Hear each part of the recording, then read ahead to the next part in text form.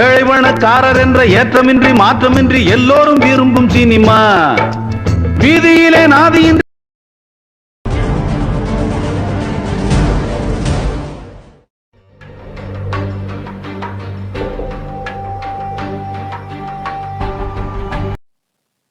AVM நிறுவனத்தார் தயாரிக்கப்பட்டு திரு மெய்யப்ப செட்டியார் அவர்களுடைய தயாரிப்பில் உருவான அற்புதமான படைப்பு தான் அன்பே வா திரைப்படம். பாடல்கள் இதுவரை நம் மனதை விட்டு அகலாமல் இன்னும் காதுகளிலே அந்த பாடல்கள் ஒலித்துக் கொண்டே இருக்கிறது.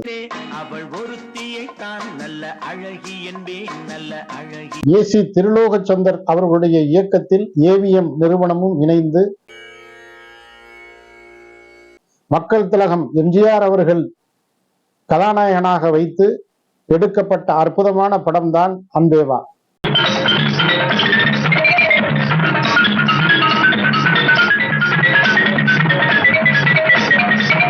பாடல்கள் ரொம்ப பிரமாதமா இருக்கும். பாடல்கள் நம்ம தொடர்ந்து எத்தனை முறை கேட்டாலும் சலிக்காத தேனினும் இனிய பாடல்கள்.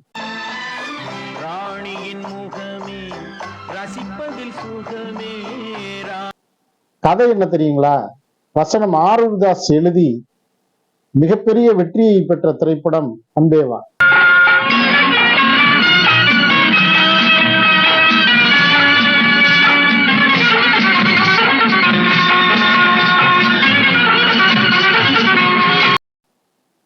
ஒரு பெரிய கோடீஸ்வரர், ஓய்வறியாத உழைப்புக்கு சொந்தக்காரர், ஓய்வு எடுக்கணும்னு அவருடைய மாளிகை இருக்கிற சிம்லாவிற்கு பயணம் மேற்கொள்ளுகிறார். அப்படி பயணம் மேற்கொள்ளுகிற பொழுதுதான் அவருக்கு உண்மை தெரிகிறது, இவருடைய மாளிகையில் யார் யாரோ வாடகைக்கு விட்டு வசித்துக் கொண்டிருக்கிறார்கள் என்ற தகவல் தெரிகிறது. அந்த நேரத்துல நாகேஷ் தான் அங்கே பொறுப்பாளரா இருப்பாரு. அப்ப பொன்மனச்செம்மல் எம்ஜிஆர் போன் எடுத்து பேசுவாரு. அப்ப நாகேஷ் பேசுவார் பாருங்க, என்னப்பா யாரு? ஏய், நான் பாலு பேசுறேன் அப்படின்னு சொல்லுவார். பாலுனா எந்த பாலு? ஏய், என்ன நீன்னா போன்ல தெரியுமா?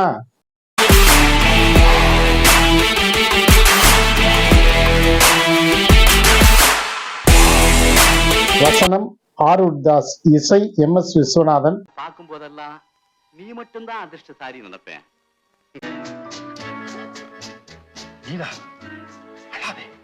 கொடுக்கு சேகர் ஒரு அப்பாவி.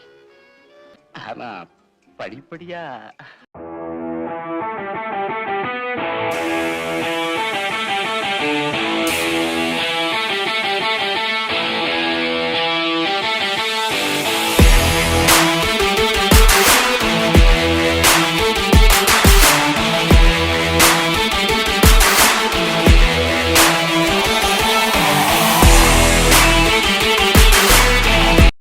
இத்திரைப்படத்தில் வரும் ஒன்சு பாப்பா என்ற பாடல் இலங்கையின் இசை வகையான பைலாவிற்கு சொந்தமானது. என்று எம்ஜிஆர் திரைப்படம் என்றாலே சண்டை இல்லாத படமே இருக்காது. தொடர்ந்து சண்டை இருந்தால்தான் அது எம்ஜிஆர் படம் என்று ரசிகர்கள் ஏற்றுக்கொள்வார்கள். ஆனால் இந்த திரைப்படத்தை பொறுத்தவரை மெல்லிய காதல் கதையாக இருக்கிறதே, இதை ரசிகர்கள் ஏற்பார்களா என்ற ஒரு சந்தேகம் ஏற்பட்டது இயக்குனருக்கு. அந்த அடிப்படையில் ஏவிஎம் நிறுவனத்தாரிடம் போய் கிளைமாக்ஸ் காட்சியில் ஒரு மிகப்பெரிய சண்டை வைத்துக் கொள்ளலாமே என்று கேட்டதற்கு மெய்யப்ப செட்டியார் அதையெல்லாம் மறுத்து விட்டார்.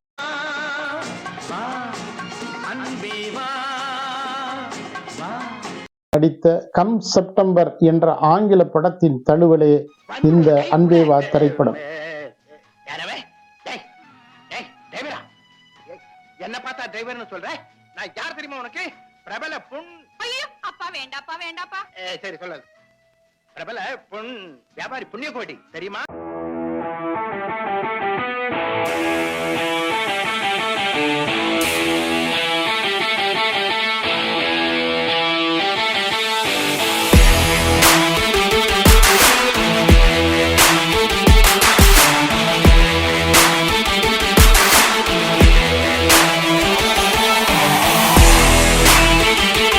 இந்த ரோஜா உன் அழகுக்கு அழகு செய்யட்டும்.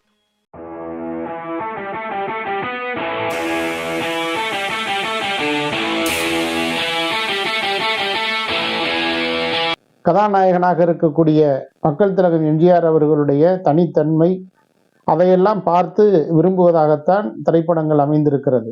ஆனால் அன்பேவா திரைப்படத்தில் கதாநாயகியை இவர் விரும்புகின்றதைப் போல ஒரு திரைப்படம் என்றால் அது அன்பேவா திரைப்படம்தான்.